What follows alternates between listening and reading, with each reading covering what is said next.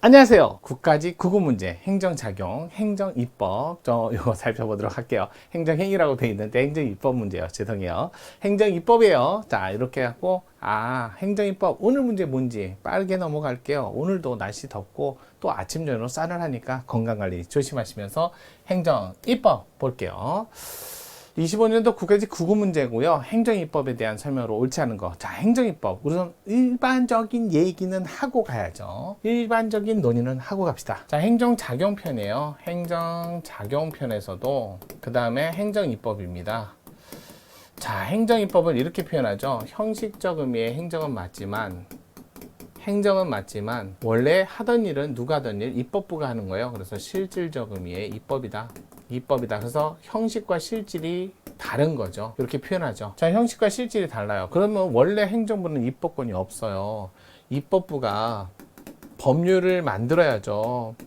그러면서 법률을 만들 때 전문적 입법, 전문 또는 복잡, 다양한 현실, 이 다양한 현실을 행정의 현실이 너무 점점 다양해지니까 이게 복잡해지니까 입법부의 법률 의무만으로는 한계가 생긴 거죠. 한계가 있다. 그래서 전문 입법의 보충 필요성이 있을 때만 필요성이 있어야만 그럴 때 뭐 하는가? 법률 스스로 못하니까 이건 스스로 할 수 있는 영역이 아니니까 개별적이고 구체적인 범위를 특정해서 전문가에게 입법을 위임하는 거죠. 행정부에게 입법을 하라고 위임을 하는 거죠. 이렇게 해서 입법 위임을 하면 이 입법은 상위법에 결합하면 법규성을 갖는 형식이 돼버리니까요. 그럴 때 우리는 행정입법이라고 하는 게 이럴 때 만든 행정입법을 뭐라고 한다? 가장 일반적이고 보편적인 걸 법규명령이라고 하죠. 이게 법규명령 이렇게 나오는 거고, 하지만 내부에서 위임이 없이 법률에 위임이 없어도 되고 위임 없이 행정부 내부에서 전국 단위의 행정부에서 사무를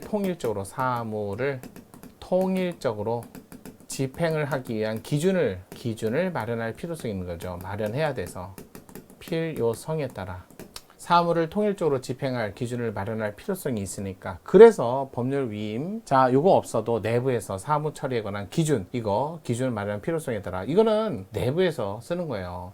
그래서 이걸 우리는 행정입법으로서 이거는 위임이 필요 없이 만드는 입법을 우리는 통칭으로 행정규칙이라고 합니다. 행정규칙은 내부의 사무 처리 기준이니까 국민과의 관계에서 쓸 일이 없어요. 따라서 행정규칙은 처분의 위법적법을 판단하는 국민과의 관계에서는 쓰지 않습니다. 국민과 관계에서는 구속력을 갖지 않습니다. 그러니까 행정처분에 관해서 행정규칙에 반해서 위법이고 적법이다 이런 논의를 안 해요. 내부에서만 쓴단 말이에요. 그래서 처분의 위법 또는 적법 판단 기준으로 원칙적으로 판단 기준이 될 수 없습니다. 원칙이죠, 이게 원칙. 예외는 있어요. 예외는 자, 법률의 위임을 받아서 만드는 법규 명령으로서의 기능하는 행정규칙은 있어요. 법규 명령으로 기능하는 행정규칙. 얘는 왜 그러냐면요, 그냥 순수한 행정규칙이 아니에요. 이건 예외예요. 얘는 위임도 있고 얘도 상위법령과 결합하여, 이런 말 써요. 상위법령과 결합하여. 이럴 때는 법규성이 있어요. 판단 기준이 돼요. 그러니까 이거 구별하셔야죠. 그래서 행정규제기본법 4조 2항에 위임이 불가피해요. 너무 전문적이에요. 기술적인 사안이에요. 그럼 고시 등으로도 위임할 수 있고, 그 고시는 위임이 있고 상위법령에 결합하면 법규성을 갖는다, 이런 표현을 쓰는 거죠. 이거 정리를 좀 하셔야 돼요. 자, 하지만 법규명령은 법률에 위임이 있어서 위임명령. 근데 너무 전문적인 사안이 많다 보니까 이거에 대한 해설서가 필요해서 직권명령 또는 집행명령이라고도 하죠. 둘 다 국민과의 관계에서 규범력이 있습니다. 법규성이 있는 규범이에요. 다만 위임명령은 위임이 있어야 되고 입법부가 위임하고, 근데 아무 때나 입법부가 위임하는 건 아니죠. 전문입법의 필요성이 있어야 되고 개별 구체력 위임하셔야 되고, 그 다음에 행정부는 위임 범위 내에서 명확하게 만드셔야죠.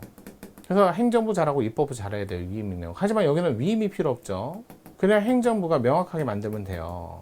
명확하게 만들 때 새로운 내용을 담으면 안 되죠. 얘는 사항이 없어야 돼요. 그럼 입법부의 기능은 필요 없는 거죠. 여기는 입법부는 위임이 필요 없고, 대신 위임이 필요 없는 대신 새로운 내용을 넣지 말고 그냥 위임명령의 해설서, 상위법령의 해설서라고 생각하시면 돼요. 이걸 만드는 사람에 따라서 대통령이 만들면 시행령이라고 부르고, 만드는 사람에 따라서 국총이나 각 부장관이 만들면 이름이 같아요. 시행규칙이라고. 이렇게 되는 거죠. 자, 그래서 얘는 형식이 되게 중요하고요. 얘는 형식은 별로 중요하지 않은데 위임이 필요 없고 대신 내부에서만 쓰시고, 하지만 위임이 필요할 때는 항상 위임이란 말이 보이면 되게 형식이 중요한 거예요. 위임이란 말이 보이면 형식, 절차 굉장히 중요합니다. 중요. 이렇게 생각하시면 돼요. 직권명령 형식이 위임이 없어요. 그래도 새로운 내용은 담으면 안 돼요. 명확하게만 만드셔야 돼요. 이런 것들을 좀 조심해서 보시고요. 이렇게 약속했는데 이걸 어기면 그때는 통지를 받아야죠. 통제 문제는 나온 게 아니라 법규명령, 행정규칙 기본적인 판례사항을 문제로 냈으니까 살펴볼게요. 행정입법에 관해서 틀린 지문, 옳지 않은 것을 골라라. 행정규칙입니다. 내용이 상위법령에 반하는 것이라면 당연하죠. 행정규칙도 법률 우위 원칙은 준수해야죠. 왜 상위법에 반하는 규칙을 만듭니까? 법은 취소란 말이 없어요. 무효라는 개념밖에 없어요. 행정부 내부의 효력도 인정될 수 없는 건 당연한 거죠. 두 번째, 행정처분이 법규성이 없는 내부 지침 등의 규정 위배된다 하더라도 한마디로 행정규칙에 반하면 처분이 위법하고 적법하게 되는 것은 아니고, 내부 지침 등이 정한 요건에 부합한다 해서 반드시 그것은 적법하게 되는 것으로 볼 수 없다. 맞지요. 왜? 행정처분은 규칙에 따라서 위법적법을 판단하는 게 아니니까요. 3번, 행정관청의 내부 사무 처리 규정에 불과한 전결 규정. 이게 그거예요. 전결은요, 내부 사무 처리예요. 그러니까 외부적으로 나갈 때도 처분 권한자 명의로 하셔야 돼요. 근데 이게 전결 규정이 행정규칙이거든요. 이게 행정규칙. 조금 전에 뭐라고 했어요? 행정규칙을 위반한 거는 위법적법을 판단하는 기준이 안 되는 건 처분 얘기할 때 쓰는 거고, 그 다음에 행정규칙을 위반했다 해서 처분이 위법하게 되는 건 아니니까 전결 규정에 위반해서 전결권자가 아닌 보조기관이 하긴 했어요. 근데 처분권자 명의를 제대로 한 거예요. 근데 시키지 않은 거지. 그래서 행정규칙에 반해서 처분권자 명의의 이름으로 행정처분을 했다면 일단은 유효합니다. 무효라고 보지 않습니다. 요게 잘못된 거죠. 왜? 행정규칙에 위반했다 해서 바로 처분이 무효다 이렇게는 안 해요. 네 번째, 행정소송에 대한 대법원 판결에 의하면 명령규칙, 헌법법률에 위반된다는 것이 확정된 경우에는 대법원은 지체 없이 그 사유를 행안부 장관, 이거 행정소송법 6조에 써 있어요. 소송법 6조. 왜냐면 대법원에서 결정하면 당해 사건에 한해서 사건에 한하여 이 법규명령을 적용하지 마라. 금지라고 되어 있어요. 그러면 다른 사건에는 적용한다는 얘기잖아요.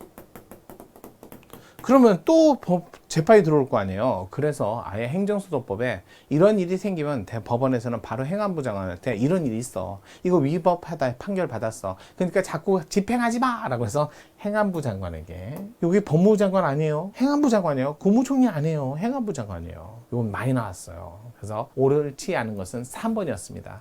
자, 오늘은 법규명령에 대한 통제가 아니라 법규명령에 관한 일반적인 약속을, 형식과 절차를 문제로 낸 거예요. 그걸 위반했을 때 어떤 식의 효과가 발생하는지. 자, 잘 보셨죠? 내일도 금요일 마지막까지 열심히 달립시다. 내일은 5월달에 찾아뵙겠습니다. 자, 감사합니다.